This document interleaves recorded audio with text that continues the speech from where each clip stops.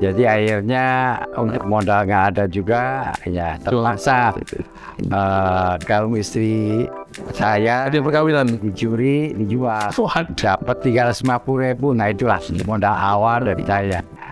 Di negara kita kan terdiri dari negara kepulauan, sehingga biayanya pasti mahal. Iya. Akhirnya dari situ saya tercetus satu ide. Ini kalau dibongkar pasang ini muatnya bisa banyak. Waktu itu kalau saya bisa fokus, ya jangan kemana-mana, tetap di furniture. Mungkin bukan terbesar di Indonesia, tapi terbesar di dunia.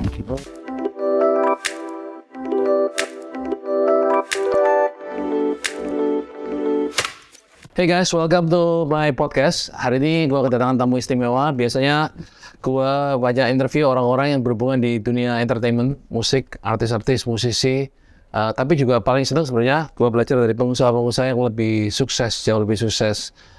Gue pingin, karena udah gak sekolah lagi, belajarnya dari interview orang. Nah, hari ini kedatangan tamu istimewa, seorang pengusaha furniture paling top Indonesia, omset triliunan, pokoknya sederhana banget.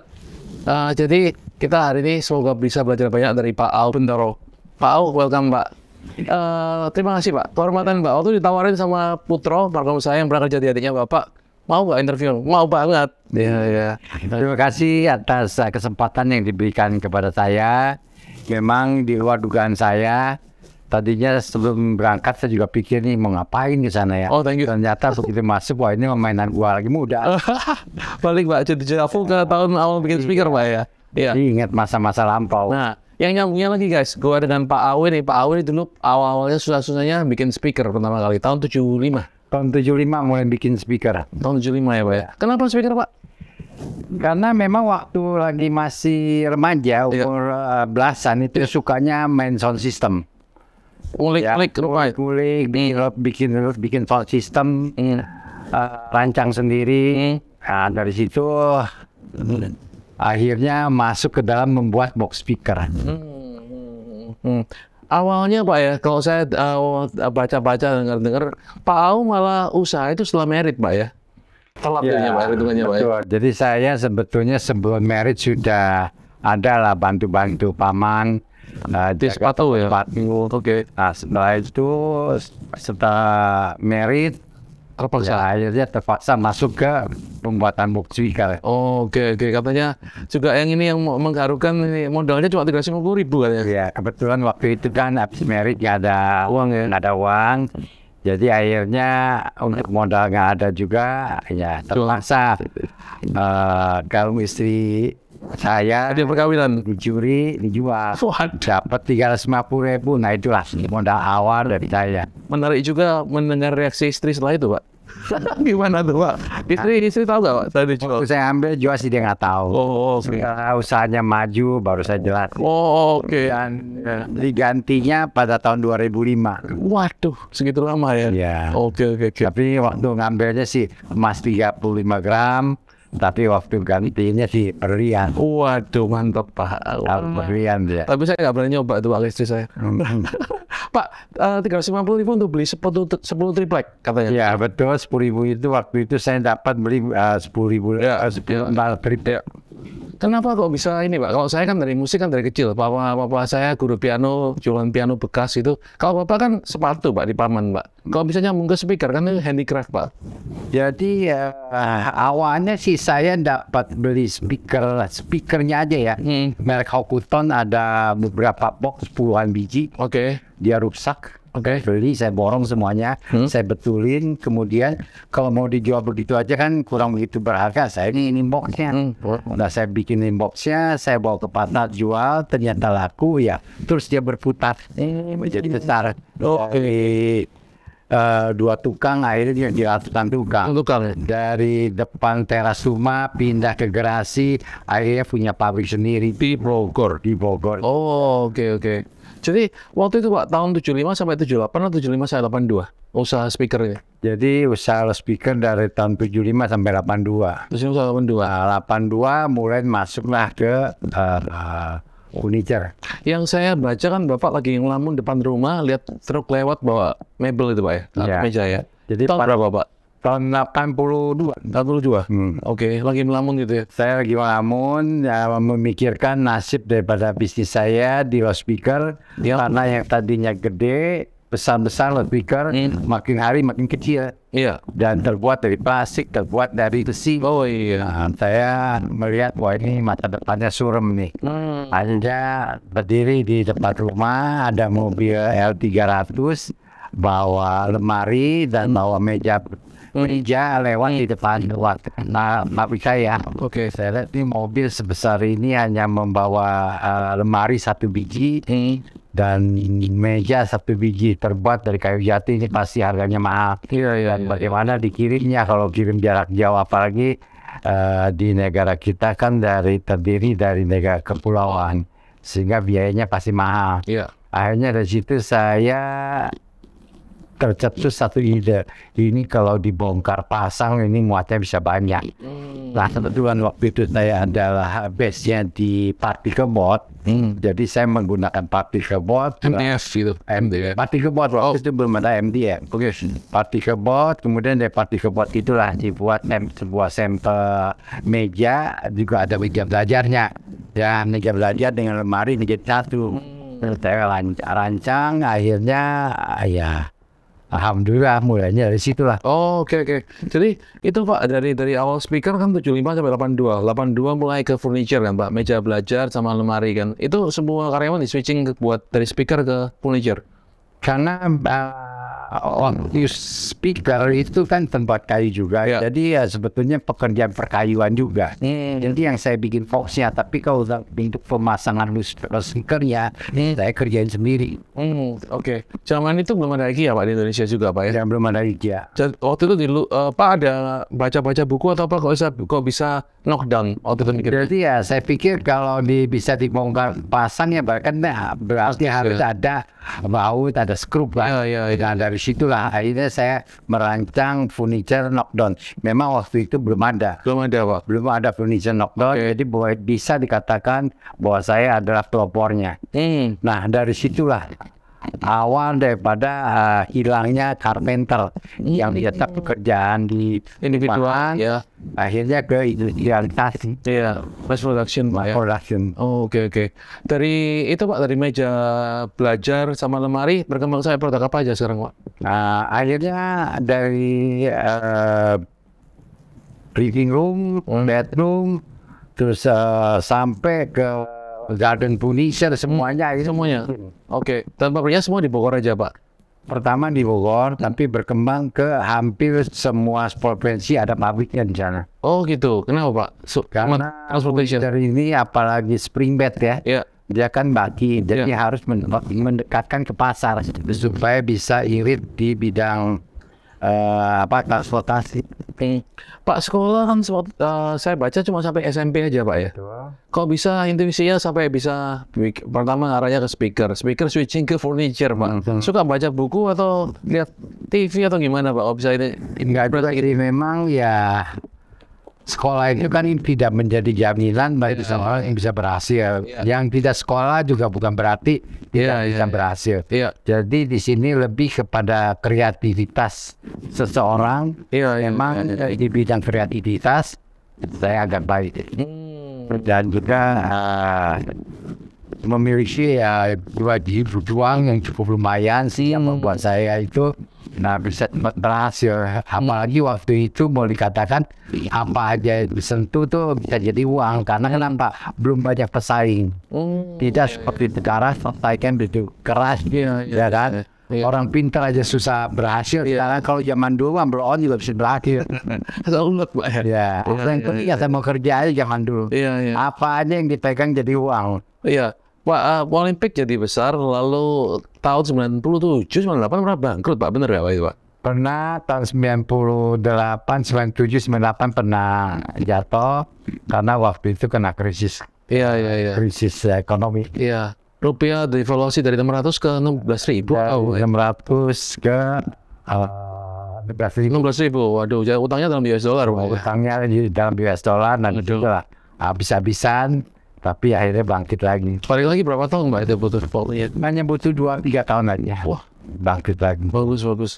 Pak, kalau seorang chef Pak ya, koki di restoran, kan dulu berhasil Pak, punya chain of restoran untuk bikin pabrik Pak. Bapak kan asalnya kan carpenter, mungkin kerajinan tangan Pak ya. Kemudian manage pabrik. Dari pabrik kan manage distribution channels Pak. Ya. Itu belajar semua sendiri Pak berarti Pak. Nah, kebetulan waktu itu saya lebih fokus di pabrik, sedangkan untuk marketing Ya. lebih ditangani oleh adik saya, Oke. Iwan Watong, dan untuk hubungan dengan eksternal dibantu kakak saya namanya Edi Mulyanto. Jadi 3 orang ini Pak. 3 orang ini berjuang untuk membangun Olimpik. Oke. Channelnya tuh saya kurang familiar Pak. Kalau Olimpik toko sendiri atau kejual ke toko lain juga Pak? Jadi Olimpik lebih kepada produksi di setiap daerah, kemudian langsung dijual ke toko. Oke. Dan dia tidak punya toko sendiri. Oke. Impor nggak? Apa ekspor nggak Pak? Sorry. Pernah. Sebelum krisis memang banyak, sebagian besar diekspor. Iya. Oke. Kalau sekarang Pak berkembang begini jauh Pak, persaingannya begitu ketat Pak. Kita bisa lihat IKEA, Informa, banyak persaingan Bapaknya dari mana? Saingan banyak ya, tapi ya namanya bisnis kalau nggak ada saingan kan nggak ada, nggak rame ya. Nah dengan ada persaingan ini ya masing-masing punya segmentasi sendiri, punya strategi sendiri. Tapi Olimpik sih boleh dikatakan untuk pasar lokal sih juaranya Pak ya? Bisa dibilang gitu juaranya lah. Tapi sekarang dengan masuk yang beberapa perusahaan retail yang besar, ya memang mereka juga nggak jelek, lumayan juga. Ya mereka nggak perlu kos besar untuk mendirikan pabrik Pak, cuma import Pak ya. Itu saingan besar juga Pak kalau impor dari China. Kita juga import. Di samping dia produksi sendiri juga ada import. Ada import juga Pak. Bedanya apa Pak dengan yang buat sendiri? Nah sebetulnya bukan nggak bisa bikin sendiri, tapi kalau bikin sendiri kan terbatas dengan model dan kategori produknya. Tapi kalau kita import kan bisa berbagai macam kita bisa masukin. Kalau produksi sendiri itu terbatas dengan lain produk. Kalau apa namanya ekspor juga nggak Pak? Impor juga tetap jalan. Kan negara mana aja Pak? Kebanyakan ke Timur Tengah. Kalau IKEA itu berbeda kelas atau juga saingan Mbak? Hampir sama lah. IKEA beda lagi, dia sendiri punya pasar, tapi dia lebih fokusnya ke retail. Kalau Olimpik lebih fokusnya ke produsen. Pak ada bisa jelasin juga mengenai Olympic Development itu apa Pak maksudnya Pak? Olympic Development? Olympic Development itu adalah salah satu perusahaan properti yang didirikan sekarang ditangani oleh anak saya sendiri. Yang saya baca ini Pak ya, Olympic Development sebenarnya kecelakaan Pak ya. Maksudnya gimana Pak? Jadi waktu krisis kan, sebelum krisis nih, saya ada rencana pengen bikin sebuah pabrik yang sifatnya integrated, hulu ke hilir. Hulu ke hilir semua dikerjain sendiri. Maka mulailah membebaskan tanah sebesar 40 hektar di Sentul. Nah, pembebasannya sudah hampir selesai. Ya akhirnya krisis datang. Tidak bisa diteruskan karena diprioritaskan untuk menyelesaikan hutang-hutang yang ada. Akhirnya lahan ini dijual, kapling ini dijual, bikin gudang dijual, terpancing masuk ke properti. Kok bikin gudang juga cuannya lumayan. Akhirnya masuk ke properti, berkembang ke perumahan. Sampai sekarang diteruskan Mbak? Sampai sekarang masih. Porsinya besar mana Pak kalau di Olympic Group Pak? Furniture atau? Masih tetap furniture. Tapi ini masih teruskan terus Pak real estate-nya? Masih juga masih tetap jalan. Jadi propertinya lebih kepada membangun di aset-aset yang ada. Betul, ada kawasan industrinya ada 125 hektar. Sampai sekarang ada 125. Di Gedung Alang itu ada di jantung kota. Ada 25 hektar, nah itu dibikin perumahan. Nah di Sukabumi ada 600 hektar, itu dibikin ke kawasan industri sama perumahan. Di Sentul berarti ini Pak ya, kalau ini jadi dibangun yang grupnya MNC bangun dekat situ Pak ya? Kalau yang itu di MMC kesana lagi di Cibadak, di belakang Cibadak saya ada lahan untuk properti masa depan itu ada sekitar 400 sama satu lagi. Wow, sekarang 2 hektar buat kawasan industri. Wow, oke. Jadi meskipun jadi kalau saya lihat Pak ya, dari Pak Aus sepintas Pak ya, intuisinya kuat banget Pak ya, switchingnya Pak ya, dari duduk speaker switching ke furniture, furniture dari ada masa krisis tahun 97 98 switching ke bukan switching ya, branching Pak ya, melebar ke properti Pak ya. Adalah apa lagi ya rencana dalam waktu dekat atau fokus di dua ini aja, furniture sama properti? Sebetulnya sih, kalau saya boleh jujur ya, saya masuk ke properti bukanlah sesuatu yang tepat. Waktu itu kalau saya bisa fokus, jangan kemana-mana, tetap di furniture. Mungkin bukan terbesar di Indonesia, tapi terbesar di dunia. Nah, karena saya melebar, nyeleweng ke properti, ya kan, akhirnya fokusnya hilang. Tapi kalau saya waktu itu saya tidak ke properti dan saya fokus di furniture, dia tidak akan bisa masuk Indonesia. Gitu Pak ya. Betul. Iya. China kan banyak Pak. Nah mungkin saya juga akan kirim ke China. Mungkin kan juga punya pabrik di China, ya kan? Jadi ya, nah maka itu saya sih boleh katakan, kalau mau maju ya kita fokus di satu bidang usaha yang memang menjadi passionnya kita. Jangan ini mau itu mau, akhirnya ya nggak bisa fokus, udah besar. Mungkin bisa maju tapi ya majunya tanggung. Iya. Tapi ada baiknya dari sisi diversifikasi kan, dua bidang juga lumayan Pak ya. Nggak, iya sih, tapi ya satu bidang kalau bagus juga nggak ada masalah. Iya. Sekarang kan bisa juga Pak, anak menangani properti. Ya, jadi sekarang anak tangani properti, yang satu tangani furniture. Oh, kalau saya mungkin udah beda lagi dunianya. Oh, oke. Bapak di komisaris di boardnya? Saya duduknya cuma di komisaris. Oh, oke. Tapi masih memberikan direction Pak ya, jurusan ke depan. Tapi kalau di kawasan industrinya kebanyakan saya tangani sendiri. Oh, oke. Karena nggak terlampau ribet gitu. Oh, oke. Dan itu masih istirahat di situ Pak ya, dikembangin Pak ya? Masih terus dikembangin kalau untuk kawasan industrinya. Oke. Potensinya gimana Pak, kawasan industri? Bagus nggak Pak? Sebetulnya bagus, cuman ya beberapa tahun terakhir ini kurang begitu bagus. Tapi harusnya masa depan yang akan datang justru kawasan industri bisa bagus. Mungkin setelah 2024 Pak ya, pemilihan presiden. Tapi tahun ini udah kelihatan kalau 2023 ini sudah mulai baik. Baik. Oke. Pandemi relatif mengaruhi properti atau furniture Pak? Justru pandemi ini mempengaruhi propertinya. Kalau furniture-nya justru malah bagus. Oh, oke. Karena saya lebih fokus ke online. Oke. Oh ya. Sedangkan orang belanja itu banyak kan dari rumah kan. Iya, betul. Furniture justru di tahun 2020-21 ini sampai 22 juga masih bagus. Pak, kalau ke sisi pribadi, Pak Au kan terkenal juga cover lagu-lagu Pak ya. Suka musik apa Pak? Saya sih lebih suka musik Mandarin gitu. Oh, suka musik Mandarin. Jadi banyak kan cover lagu-lagu Indonesia yang bagus. Yang lagi ngetren saya bikin Mandarinnya. Oh, oke. Kayak apa Pak lagu terakhir Pak Indonesia yang dibuat Mandarin? Ini sekarang yang dibikin lagu Runtah. Lagu Sunda. Oh, oke. Tapi saya bikin ke Mandarin. Diterbitkan nggak Pak? Jadi musik baru nggak Pak? Ya, jadi minggu depan nih mau rekaman. Oh, kita harus ngomong Pak. Soalnya saya buat ini Pak, sebuah platform NFT Pak untuk musik Pak. Oh. Iya. Jadi Bapak buat lagu, kita urusin publishingnya. Kalau itu memang lagunya ada publishernya Pak, kita kan harus ngurus, minta izin Pak. Contoh teman saya misalnya mau cover lagu Beatles dalam bahasa Jawa, itu harus license Pak ke publishernya Beatles. Lalu dirilis lagi sebagai lagu bahasa Jawa. Ya, beberapa lagu terakhir saya bikin sih covernya saya telepon langsung minta izin. Oh, oke.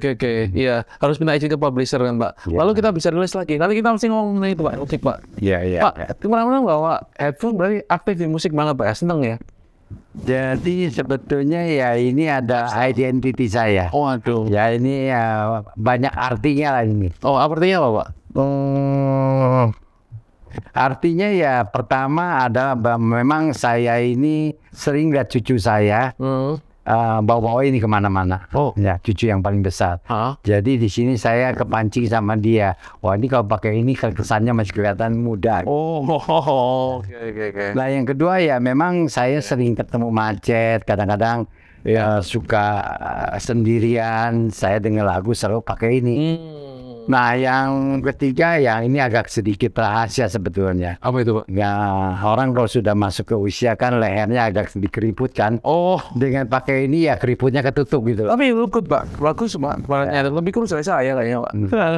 Kemana-mana nggak pernah ketinggalan. Oh, oke. Jadi kayak DJ kan anak muda, Pak, ini ya. Ya, bagus, Pak. Ya supaya kelihatan lebih trendy lah. Wah, itu. Ya. Saya kirain bikinnya dengar musik lalu langsung mungkin pakai itu langsung. Ya sering pakai ini ya. supaya nggak ganggu yang lain. Ya pakai headphone kan. Iya. Malam mau tidur juga dengerin lagu supaya nggak ganggu tetangga lagi. Iya. Atau istri lagi tidur Iya. telepon. Iya. Aktivitas apa, Pak? Untuk supaya di usia 70 ke atas bisa tetap segar terus. Ya, saya sekarang ini lebih aktif ke gym. Ke gym. Ya seminggu 4 sampai 5 kali nge-gym. Berapa lama, Pak, satu kali nge-gym? Satu nge-gym itu 1,5 jam sampai 2 jam. Oh, itu ngapain? Bench press? Ya semua aja.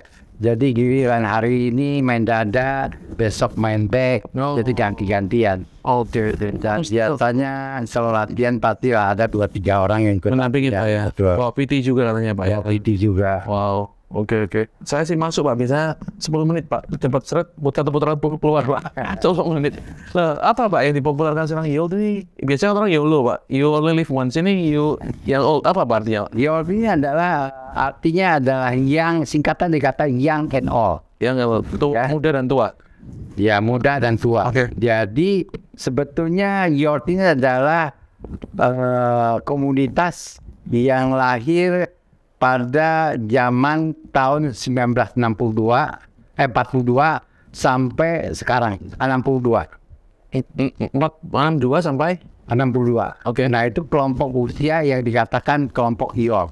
Oh, Ya, jadi dia hidupnya lebih prioritas kepada kesehatan, oke. sama happy life, dan juga dia tetap masih aktif bekerja. Oke.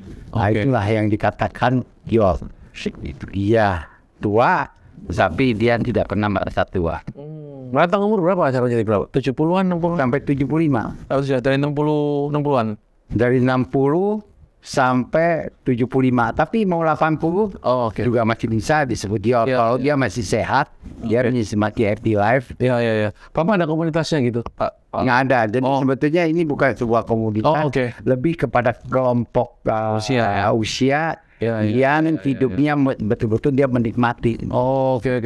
Saya pikir kayak baby boomer, milenial, zilenial. Ini ya dia masuk ke baby boomers. Baby boomers ya. Oke. Pak, kalau Pak Au jaga ini, Pak, kan maaf bukan jaga. Bapak kan udah melalui semuanya, Pak. Sekarang di komisaris, Pak. Kalau flashback lagi, Pak, 3 pelajaran utama atau pelajaran utama gimana bisa jadi pengusaha yang sukses gimana, Pak? Tadi saya udah dapat beberapa sih. Kayak baca solusi cepat ya, intuisinya Bapak switching cepat juga, Pak. Padahal semua cuma SMP, Pak. Nah, gimana, Pak? Rahasia suksesnya gimana, Pak, seorang pengusaha? Kreatif untuk selalu mencari sesuatu yang baru. Ya, jangan terpaku dengan sesuatu yang sudah stay di situ. Jadi kita terus berkembang. Nah, yang kedua adalah kita harus masuk ke lingkungan yang memang komunitas yang bisa membuat kita ini maju. Ya, jadi dalam pergaulan kita penting. Jangan bergaul dengan yang sama aja gitu ya. Sama aja. Jadi pergaulan ini harus luas sehingga kita mudah untuk mencari networking. Dan yang berikutnya dia adalah semangat juang itu harus ada. Jadi lebih kepada spiritualnya harus kuat. Iya. Kadang-kadang sekarang kan di era zaman yang serba muda ini, Pak, memang kadang-kadang milenial atau zilenial itu kan lebih struggle-nya kurang, Pak, ya, dibanding yang dulu-dulu, Pak, ya. Apalagi zamannya Bapak, zamannya saya kan susah awalnya mulai merangkaknya ya. Jadi kalau kita urut secara lengkap, yang pertama memang secara fisikalitas. Untuk sukses ya, yang paling penting adalah secara fisikalitas yang bagus. Harus sehat terus, ya kan? Kalau sakit gimana bisa sukses kan? Iya, benar. Nah, yang kedua ya secara intelijensi yang tadi saya bilang, dia harus terus berkembang dan mau belajar. Selalu belajar hal-hal yang baru, ikutin zaman. Mana network juga. Betul. Dan yang berikutnya yang tadi saya bilang sosialnya harus bagus supaya membangun networking yang bagus. Kemudian moralitas ini juga kan penting. Iya. Percaya orang. Integritas ya. Kita juga bisa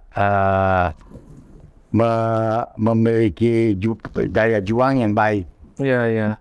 Pak, kalau sudah dari arah sekarang dari Bapak dari arah asalnya speaker ke furniture sukses Pak, kemudian ke properti Pak, kemudian Bapak juga menangani kawasan industri Pak.